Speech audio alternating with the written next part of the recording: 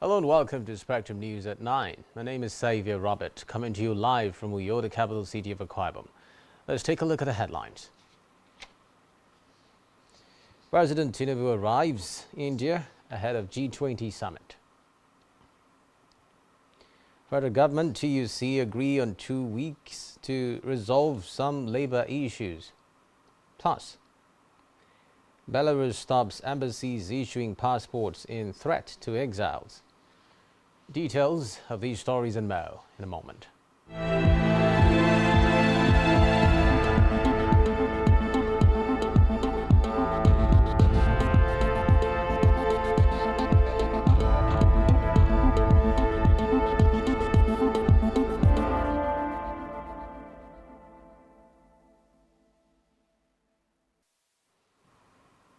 First in the news tonight is a report that President Bola Tinubu has arrived in New Delhi, the capital of India, where he will attend the G20 Leaders Summit and engage in other official meetings.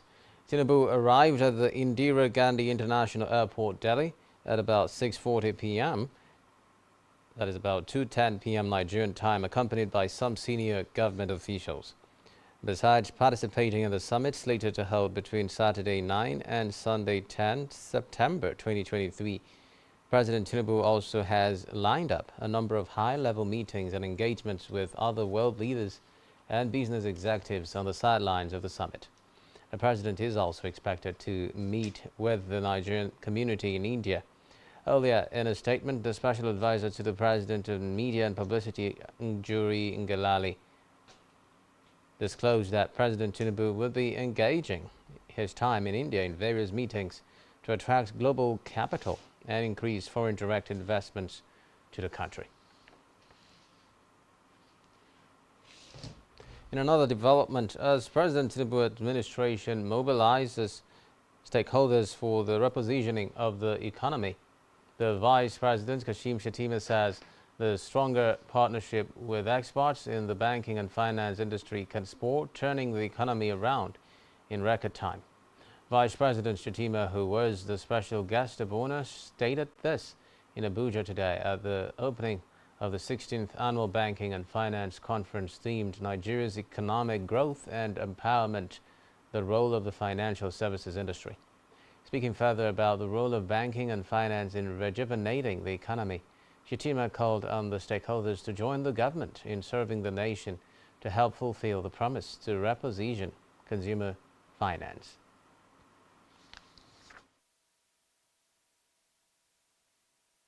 This annual event, which has grown to become the largest gathering of banking and finance professionals in Africa, has been a veritable platform for stakeholders in the banking and finance ecosystem to come together to drive conversation on topical issues that are critical to the growth and stability of the country, with a view to providing insightful solutions that will impact the entire system and the economy at large. Earlier in his remarks, the president of the Chartered Institute of Bankers, Ken Opara, said the event, which has grown to become the largest gathering of banking and finance professionals in Africa, provides the platform for professionals to come together to drive the conversation on topical issues that are critical to the growth of the Nigerian economy.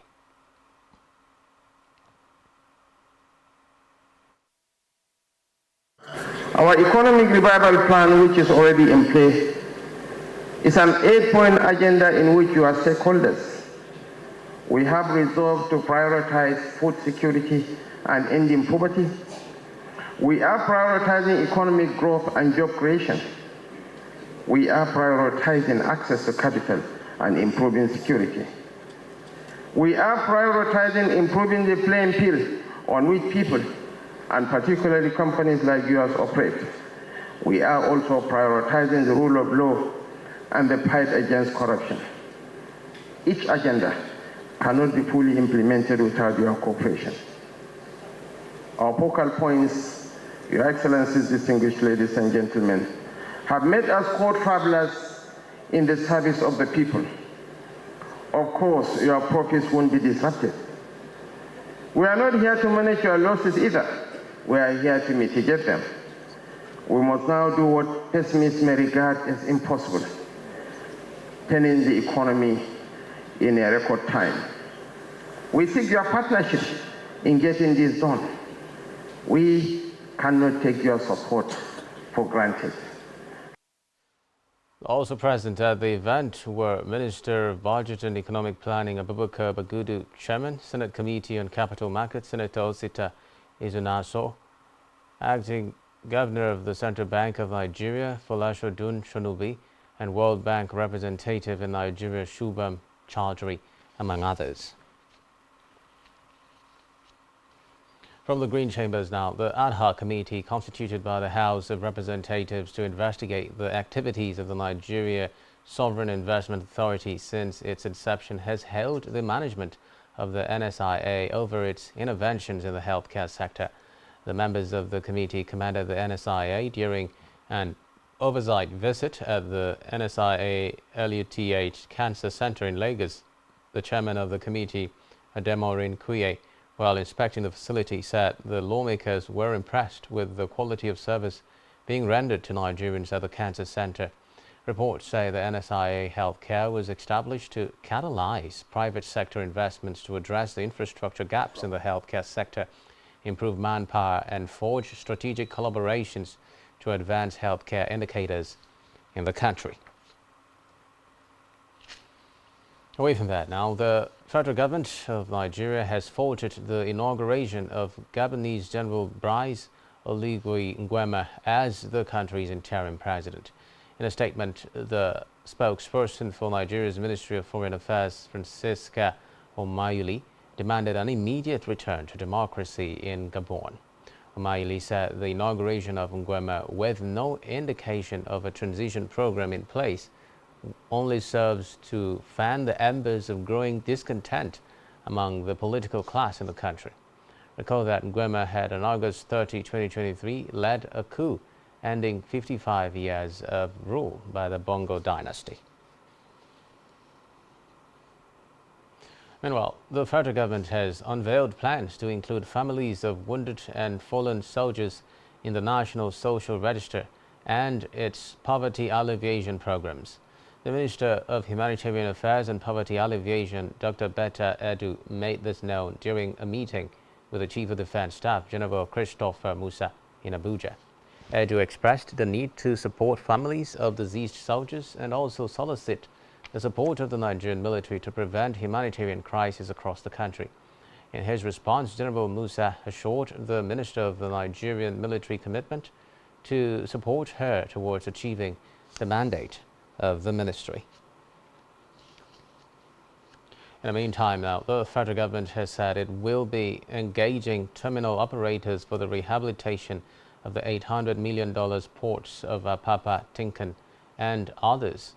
The Minister of Marine and Blue Economy, Adeboyega Oyetola, said this when he was led on a familiarization visit to Apapa and Tinkan Island ports by the Managing Director of the Nigerian Ports Authority, Mohammed Bello Koko, and his management team.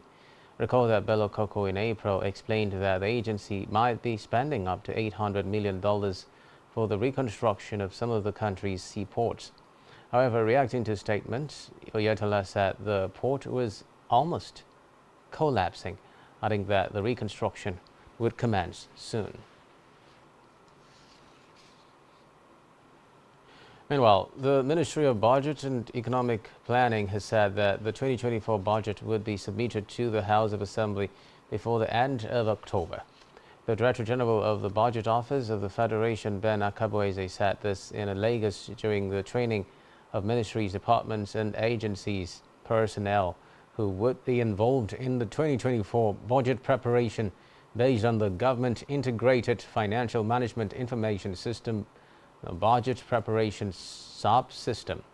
Akabueze, who was represented by the Director of Revenue and Fiscal Policy at the Budget Office of the Federation, Habsatu Mormoni, disclosed that the Budget Office was working to ensure that the 2024 budget was submitted to the National Assembly before the end of October. The Director General said the training of the MDA's personnel had been very effective, adding that the country has been able to return to the January-December budget cycle in the last 5 years. Elsewhere, the federal government and Trade Union Congress of Nigeria (TUC) have agreed to give government 2 weeks to address some of the grievances of the Congress. Minister of Labour and Employment Solomon Lalong disclosed this in Abuja at the end of a meeting with the leadership of Trade Union Congress (TUC), led by its president, Comrade Festus Osifo. The meeting was convened by the minister to resolve TUC's and Nigerian Labour Congress (NLC's) differences with the government and to avert the pending warning strike by organized labor. According to Lalong, the issues for which a 2-week timeline was set for their resolution include wage award for federal civil servants to cushion the effects of rising poverty among them, and tax exemption for a certain level of workers, both in the public and private sectors. The other issues on the 2-week timeline are to put structures in place to ensure effective implementation of the palliatives declared by the federal government for the states and the FCT, and to set out the modalities for assessing the 70 billion naira proposed for the funding of the micro, small and medium enterprises (MSMEs), among others.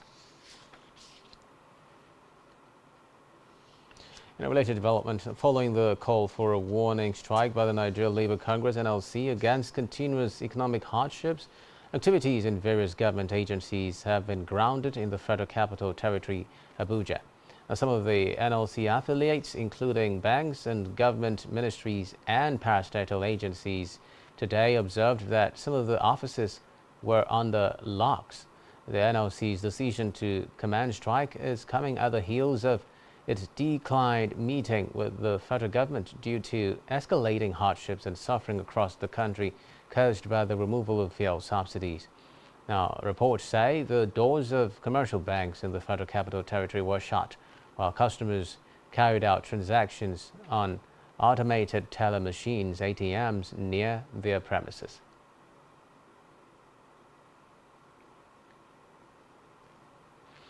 Meanwhile, as the 2-day warning strike of the Nigeria Labour Congress (NLC) over the harsh effects of the fuel subsidy removal in the country served off today, the NLC expressed hope that the federal government will begin to speak in the direction of the masses, noting that the labor union should not be seen as troublemakers, as it is merely fighting for the generality of Nigerians to bring the much-desired succor and relief.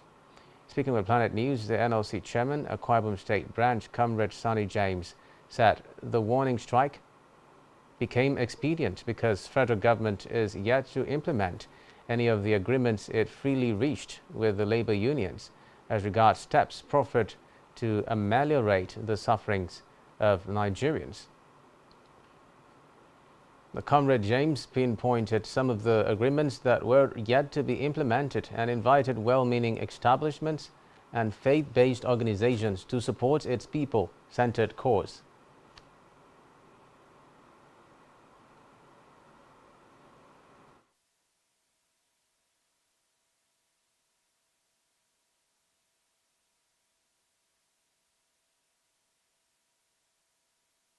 What is important about the warning strike is the fact that the federal government did not do what they were supposed to do. Everything you see in life has a reason. For the federal government or Mr. President himself to set up a team to discuss with labor after the sudden removal of fuel subsidy, though it was a very painful thing, but it was a welcome development. We were only placing the cat before the horse, which is not supposed to be the case.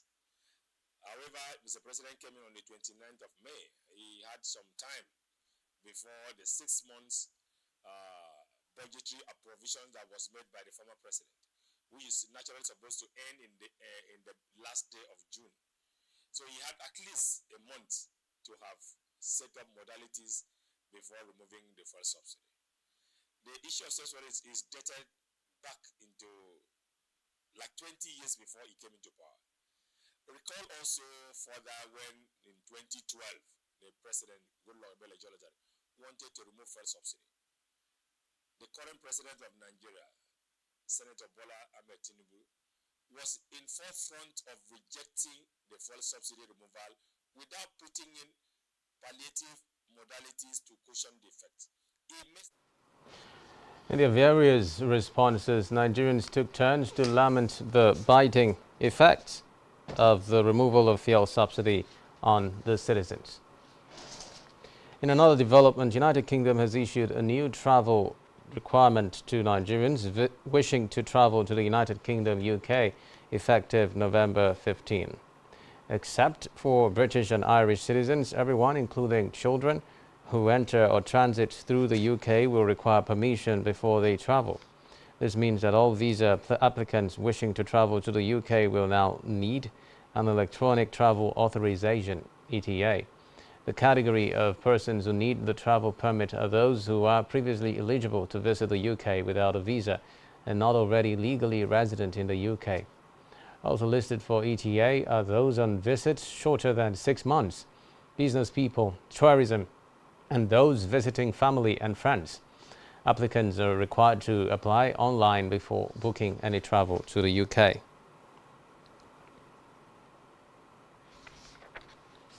On electoral matters now, ahead of the November 11, 2023 off-cycle governorship elections in Bayelsa, Imo and Kogi states, the Independent National Electoral Commission (INEC) has approved the resumption of collection of permanent voter cards (PVCs) for 4 weeks.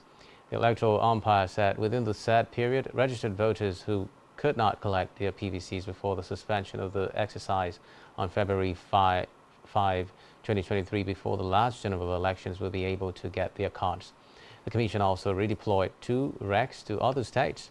The REC for Edo State, Obo Efanga, takes over in Bayelsa for the forthcoming off-cycle governorship poll, while Ayobami Salami moves to Lagos from Ekiti State. The electoral umpire enjoined political parties and candidates to conduct themselves peacefully and to avoid utterances and actions capable of causing a breach of peace in their ongoing campaigns.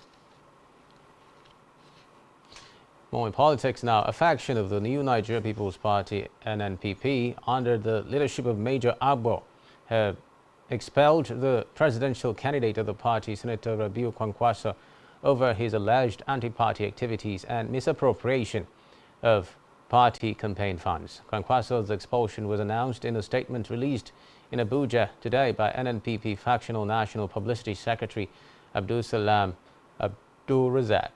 The development is coming barely 3 days after the factional leaders vowed to probe the former Kano governor and some of his loyalists over the alleged misappropriation of over 1 billion naira generated from the sale of nomination forms. But Abdul Razak affirmed that the decision to expel Kwankwaso with immediate effect was taken after he failed to appear before the disciplinary panel to defend himself over the allegations of gross anti-party activities and mismanagement of party campaign funds within 5 days. The spokesman, however, reiterated that his expulsion was done in line with the provisions of the party Constitution 2022 as amended. On security matters now, as Nigerians grapple with high cost of living arising from the fuel subsidy removal by the administration, the items doled out by the federal government to cushion the effects of the high cost of fuel have been reportedly stolen in many states of the Federation, thereby worsening the plight of vulnerable Nigerians. The Department of State Services, DSS, today confirmed that many of the goods given out by the government as palliatives to suffering Nigerians have already been hijacked by top-ranking government officials in some states of the Federation. A spokesman for the DSS, Peter Afunanya, said in a statement made available to newsmen today that some unnamed officials of the Nasarawa State Emergency Management Agency, NASEMA, and their accomplices who were trading in palliatives had since been apprehended and handed over to appropriate authorities for punishment. The statement indicated that the NASEMA officials and their accomplices were caught in the act of the murder market in Lafia, the Nasarawa state capital, where they were reselling the palliatives to unsuspecting members of the public for their pecuniary interests. The operation by the DSS followed complaints by some state governments that the palliatives released by the federal government for their respective states had been diverted. Back in Akwa Ibom State, Governor Pastor Umoina will tomorrow, Wednesday, September 6, flag off the distribution of palliatives at Government Warehouse, Ikorik Benodo, Nsurubium local government area as part of measures to cushion the effects of the fuel subsidy removal on the people. In a release made available to Planet News, the governor will equally commission internal roads at Uruakbanan Dam by 11 a.m. tomorrow. According to the release, other activities billed for tomorrow include groundbreaking for Arise City Estate, Berebe, Akmawat, Ibesikwa Sultan local government area by 1 p.m. and photo exhibition dinner at Banquet Hall, Uyo by 7 p.m.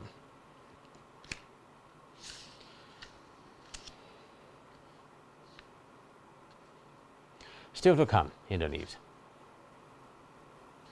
Oil prices rise after Saudi Arabia and Russia extend curbs. Do stay with us.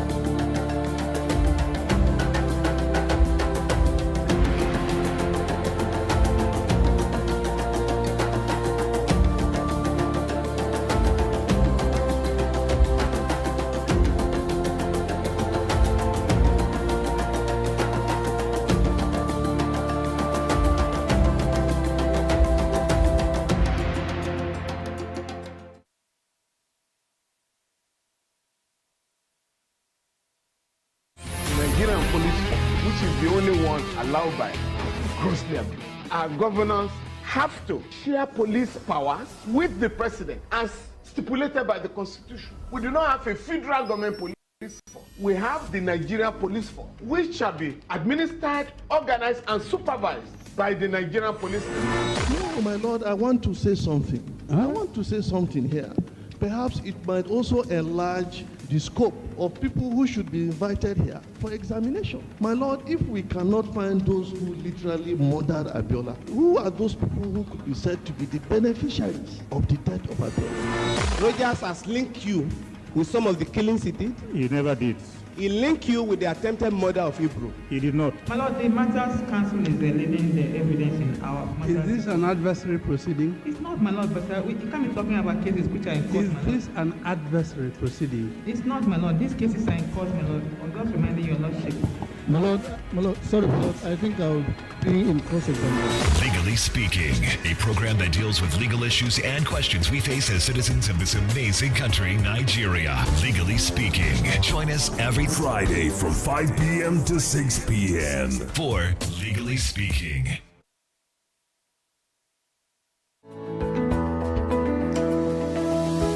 Business exists only to meet the needs of the people. But there's an extra advantage if your product and services are pitched on a platform that gives you the added advantage over your competitors. For your desired return on investment and so much more, advertise on Spectrum Television, on StarTime's DTH Channel 421 and on free-to-air with a frequency of 12733. Spectrum Television, broadening your horizon.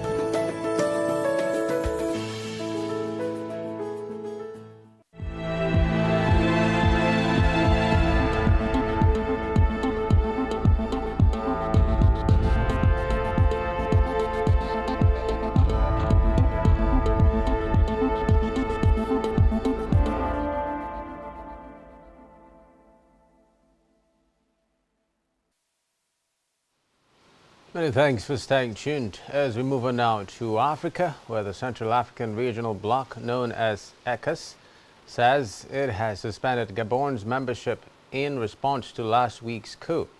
Early on Monday, the coup leader, General Brice Nguema, was sworn in as transitional president. He seized power just after Ali Bongo was declared to have won a third term as president. He has not given a time frame for returning the country to civilian rule. As leaders from Central Africa sat around the table and decided to suspend Gabon because of the coup, there may have been a few moments of self-reflection. Hosting the meeting was Teodoro Obiang Nguema Mbasogo, who said neighboring Gabon was a threat to peace, security and stability in the region.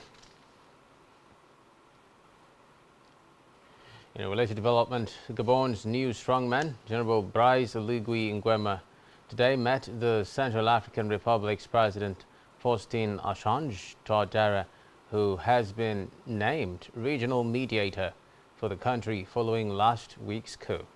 The Economic Community of Central African States, ECOWAS, has appointed Touadéra facilitator of the political process in Gabon following the August 30 overthrow of President Ali Bongo Ondimba. Reports say he has been tasked with meeting all Gabonese actors and partners of the country with the goal of providing a rapid return to constitutional order. According to the country's Vice President, Teodoro Nguema Obiang Mangwe, on X, previously known as Twitter, ECOWAS also ordered the immediate transfer of its headquarters from Gabon's Libreville to Equatorial Guinea, capital of Malabo.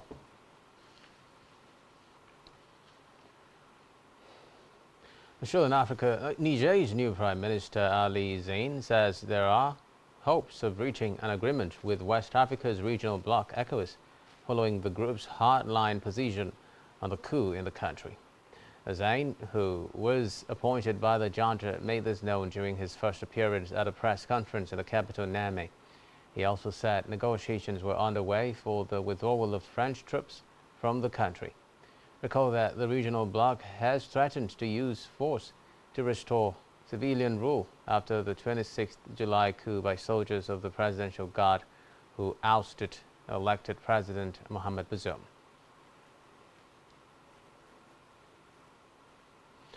Still in Africa, the French army is holding talks with Niger's military over withdrawing elements of its presence there following a coup. There has been speculations that France will be forced into a full military pullout from Niger after the July 26 putsch, which ousted French ally President Mohamed Bazoum. Reports further say some 1,500 troops are deployed in Niger as part of France's wider fight against jihadists in the Sahel. The country became a crucial hub for France after coups forced the withdrawal of French troops from neighboring Mali and Burkina Faso. Meanwhile, the army said 53 members of the security forces have been killed in an attack by suspected jihadists in northern Burkina Faso. According to the Army General Staff, in a statement, 17 soldiers and 36 civilian volunteers for the army died while repelling an attack. It said the unit which came under attack was deployed in the town of Combri in Yatanga province to enable the resettlement of residents chased out of the area by jihadists more than 2 years ago. The army added that about 30 members of the security forces were also injured in the attack. Elsewhere, 2 senior military officials in the Democratic Republic of Congo have been arrested after allegedly ordering that lethal force be used against banned protests.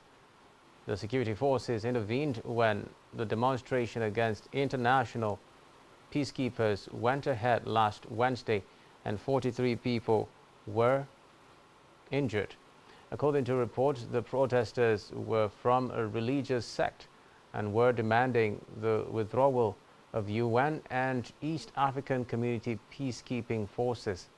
According to Interior Minister Peter Kazadi, the officers arrested are Mike Mikombe, head of the Republican Guard in Goma, and Donat Bawili, leader of the military based in the city. It is not clear what charges they will face. Meanwhile, the minister promised that investigations into the killings, which prompted national and international outrage, would be transparent. Still in Africa now, Taiwan President Tsai Ing-wen is reportedly in Eswatini as she seeks to reinforce ties with the country's only ally in Africa. Reports say she arrived in the country today for the 55th anniversary of Eswatini's independence and will also mark the two countries' 55 years of bilateral relations. During the visit, she will be meeting the country's monarch, King Mswatini III, and visit a local hospital and Taiwan-sponsored projects before returning home on Friday. Now, the Taiwanese president said her visit is to celebrate friendship between the two countries and promote sustainable cooperation. In the meantime, the opposition in Zimbabwe says police have arrested 2 lawyers representing activists who were in hospital after being abducted. The Citizens Coalition for Change (CC) said the lawyers Doug Coltet and Tapiwa Muchineripi had been detained on suspicion of obstructing justice. They had told police that their clients were medically unfit to be questioned. Now, reports say the opposition activists were badly beaten during their abduction in the capital Harare on Saturday by unidentified attackers. Meanwhile, the arrests took place on the day that President Emerson Mnangagwa was sworn in for a second term in office after elections described by the opposition as fraudulent. Elsewhere, big money has already been promised to Africa at a climate summit underway in Kenya, with the UK among the first to make a pledge. According to UK's Development Minister Andrew Mitchell, it is to invest £49 million in new projects to help Africans manage the impact of climate change and mobilize finance for climate action. The United Arab Emirates, UAE, has also promised to provide Africa with $4.5 billion in clean energy investments, on top of investors from the country agreeing to buy $450 million in carbon credits through the Africa Carbon Markets Initiative. The German government announced a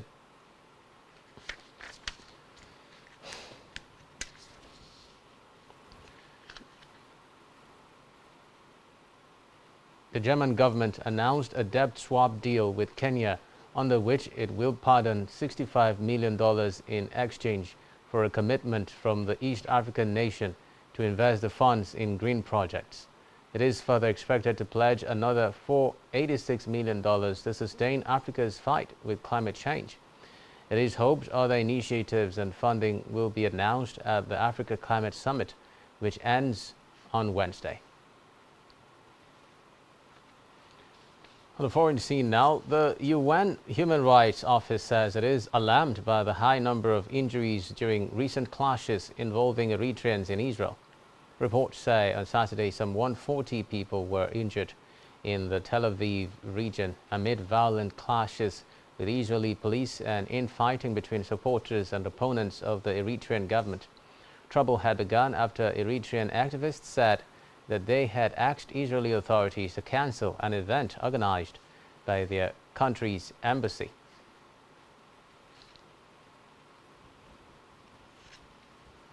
Still on the foreign scene, the Cuban Foreign Ministry says it has uncovered a human trafficking ring aimed at recruiting Cubans to fight for Russia in its war in Ukraine. It said that Cubans living in Russia and some in Cuba had been incorporated into the military forces taking part in the war in Ukraine. In a statement, the ministry disclosed that Cuba is a close ally of Russia, but stressed it does not form part of the conflict in Ukraine. Meanwhile, Belarusian strongman Alexander Lukashenko has ordered the reclusive country's embassies to stop issuing passports in a move that leaves his critics abroad vulnerable to prosecution if they return. Reports say tens of thousands of Belarusians fled the Moscow-allied country in 2020 after Lukashenko brutally suppressed mass protests against his rule. According to a decree published on Monday, Belarusians can only get a new passport or renew one in consular services attached to their last registered place of residence on Belarusian territory. Until now, Belarusians living abroad were able to get new passports at the country's diplomatic missions. Since the protests, Minsk has jailed hundreds for speaking out against Lukashenko, with many Belarusians who took part in the protests or published anti-regime posts online avoiding returning home for fear of arrests. Not being able to renew passports abroad would threaten their legal status in a new host country, while also putting them at risk of trouble with the authorities back home. Meanwhile, exiled opposition leader Svetlana Tikhanovskaya said on social media that she was working with host countries to solve the situation. In the meantime, North Korea's leader Kim Jong-un is reportedly planning to travel to Russia this month to meet President Vladimir Putin. Reports say the two leaders will discuss the possibility of North Korea providing Moscow with weapons to support its war in Ukraine. According to reports, the possible meeting comes after the White House said it had new information that arms negotiations between the two countries were actively advancing.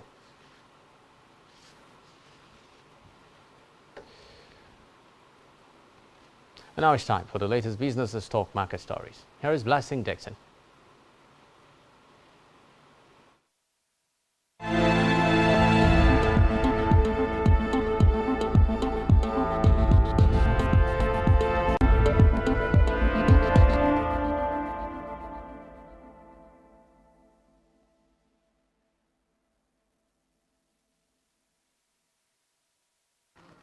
Thank you, Xavier Robert. Good evening.